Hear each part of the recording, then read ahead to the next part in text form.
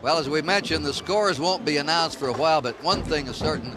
The Blue Devils enter every competition going for a big win. This is reflective of the attitude of Corps Director Mike Moxley, who was taught the value of competition by one of the masters. Blue Devils director Mike Moxley leads his six-time champions into tonight's competition, as he always has, with a fierce sense of knowing how to compete and an intense desire to have Corps members grow through competition. We're often accused, I suppose, of wanting to be more competitive than others. And I'll take that accusation because I think that competition is what sparks that kind of high levels of performance, and I like that. I think that's an important thing for kids to know about. Drum corps and competition are two things Moxley learned about early in life, something for which he can thank a favorite junior high band instructor. Moxley tries to thank that instructor, Gail Royer, every year at finals by trying to beat Royer's corps, in-state rival, the Santa Clara Vanguard.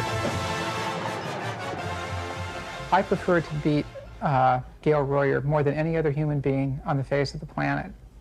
I played oboe in his junior high school band, and when he started what became the Vanguard, it was the Sparks Drum and Bugle Corps. We had 9 horn players. We doubled it the next year. We had 18. And so now Gail, my former teacher and mentor, is now one who is my chief competitor. And I really enjoy him. I consider him really, very honestly, to be one of my closest friends in some ways. And I feel like I can trust him about that far because he's a hell of a competitor. 1, 2, 3, 4. Moxley jokes that the son he contra carries through rehearsal will play tennis, not percussion. But as Gail Royer guided Moxley's life, Moxley sees drum corps and tonight's finals as a growth experience he can provide for his Blue Devils. So it's a combination of obligation, I suppose, and real joy that I get out of doing it. And I do get a joy. I still get a charge out of watching it. I get a charge out of watching the kids grow and change. And we watch kids in the Blue Devils grow up in the Blue Devils from 8 years old to getting out of college.